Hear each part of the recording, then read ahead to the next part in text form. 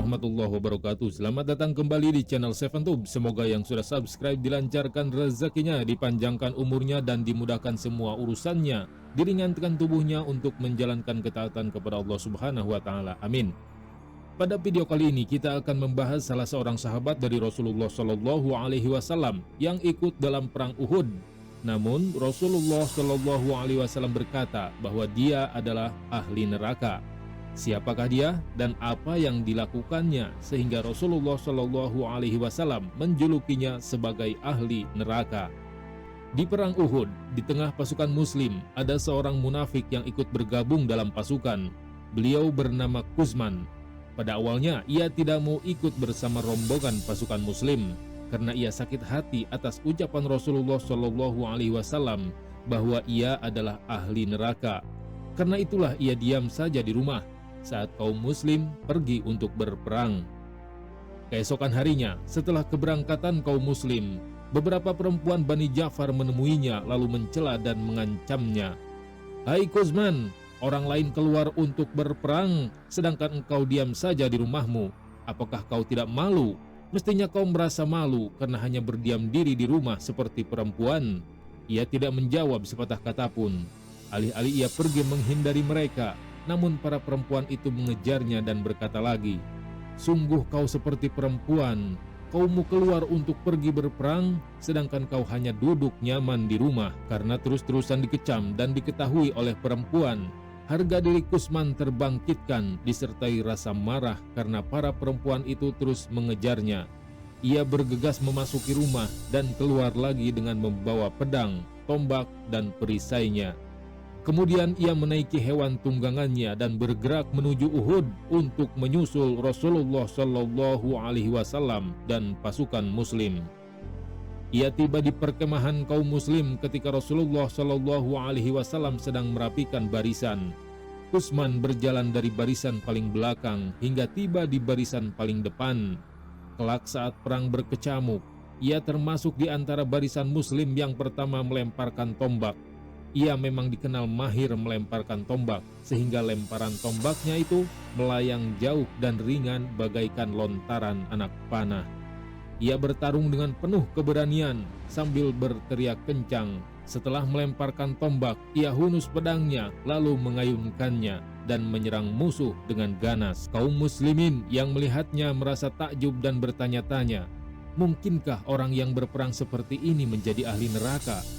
Bagi mereka, keberanian dan kesungguhan Kusman dalam berperang benar-benar membuat takjub, sehingga rasanya tidak mungkin jika ia dimasukkan dalam ahli neraka. Saat perang Uhud, para pembawa panji Quraisy menjadi sasaran utama kaum muslim. Saat panji dipegang oleh Abu Sa'id, Sa'ad bin Abi Waqqas membunuhnya. Kemudian panji kaum musyrik diambil alih oleh Masafi bin Abi Talhah. Namun lagi-lagi ia menjadi sasaran empuk pasukan muslim. Tombak yang dilemparkan oleh Asim bin Thabit bin Abi Al-Aflah melukai tubuh Masafi hingga ia berjalan terhuyung-huyung sambil tetap memegang panji. Karena Masafi tak lagi sanggup berdiri, panji Quraisy dibawa oleh saudaranya yaitu Al-Haris bin Abi Thalhah. Namun lagi-lagi Asim menyerangnya dan berhasil membunuhnya. Panji kaum musyrik kemudian dibawa oleh saudaranya Masafi dan Al-Haris yaitu Kilab bin Abi Thalhah, yang akhirnya tewas dibunuh oleh Kusman. Ketika itulah kaum muslimin semakin merasa takjub. Mereka memuji-muji Kusman sambil bertanya dalam hati, mungkinkah orang seperti ini jadi ahli neraka? Surah bin Kamil mengambil dan membawa panji kaum musyrik lalu bergerak cepat menuju barisan kaum muslim hanya untuk menyongsong kematiannya. Ia mati terbunuh ditebas pedang seorang muslim. Panji Quraisy kemudian dibawa oleh Syahab, budak milik keluarga Abu Dar. Kusman menghadang dan menyergapnya lalu membabat tangan kanannya. Sawab memegang panji dengan tangan kirinya.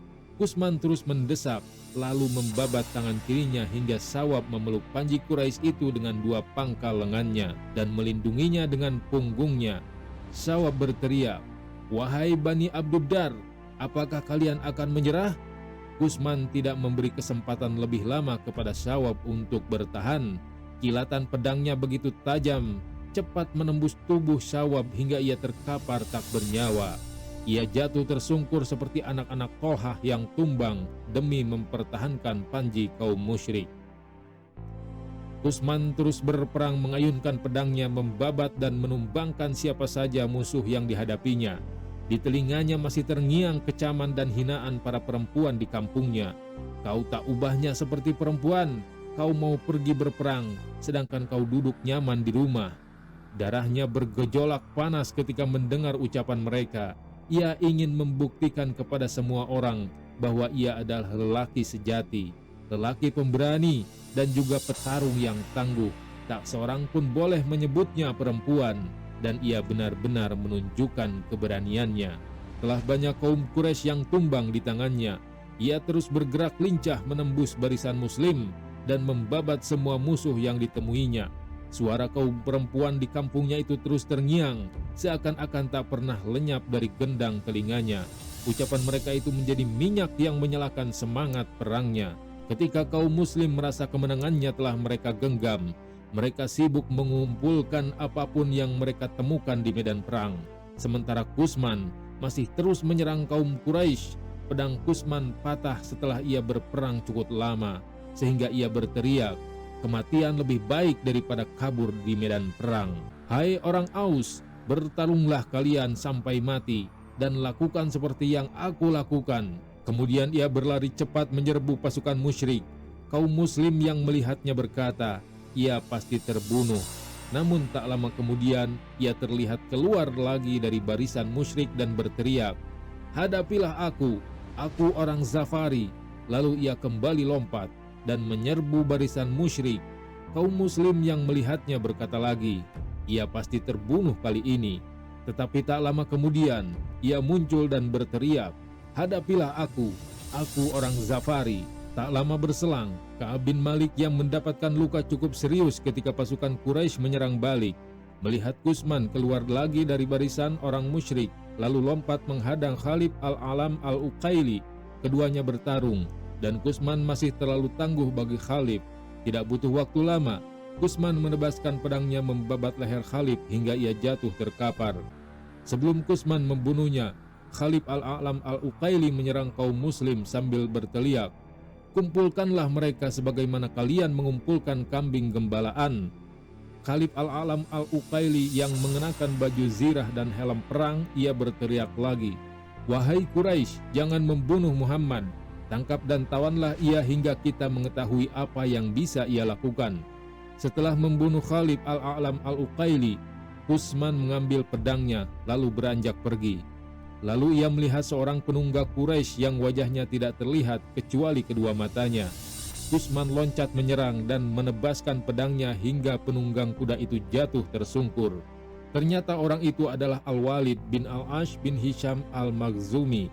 Saat pasukan muslim mulai merapikan lagi barisannya, setelah dilanda kepanikan akibat serangan balik kaum Quraisy yang menghancurkan mereka, Kusman masih bertarung. Ia mengayunkan pedangnya ke setiap musuh. Hingga saat itu ia telah membunuh 7 orang Quraisy dan ia sendiri mendapatkan cukup banyak luka. Ketika pasukan muslim mulai merapikan barisan, Kusman bertemu dengan Qatadah bin Al-Nu'man yang menyapanya dan berkata, "Hai Abu Al-Ghaidak." Kusman berkata, "Ya, ini aku." Qatadah bin Al-Nu'man berkata, "Ucapkan selamat kepadamu karena kau mendapatkan kesyahidan." Kusman berkata, "Demi Allah, aku berperang bukan karena agama, tapi aku berperang semata-mata demi harga diriku. Ketika Quraisy datang menyerang, aku menghadapinya." Suara Kusman terdengar lemah dan terbata-bata. Beberapa luka di tubuhnya mengalirkan darah, hingga wajahnya terlihat pucat dan tubuhnya semakin lemah. Wajahnya meringis menahan rasa sakit yang hebat. Akhirnya, karena merasa tak tahan lagi, Kusman mengambil sebatang anak panah, lalu menusukkan ke dadanya sendiri dengan anak panah itu. Lalu ia pun mati karena bunuh diri. Jadi benarlah ucapan Rasulullah SAW ketika berbicara tentang Kusman, bahwa ia adalah ahli neraka. Dan inilah sedikit kisah tentang Kusman, salah seorang yang bertarung di medan perang, namun dia tidak mendapatkan kesyahidan, dan bahkan ia menjadi ahli neraka sebab kesalahannya. Dan mudah-mudahan dari video ini kita bisa mengambil pelajaran dan juga hikmah dan juga mudah-mudahan video ini bermanfaat bagi kita semua. Amin ya rabbal alamin. Wallahu a'lam bishawab. Wassalamualaikum warahmatullahi wabarakatuh.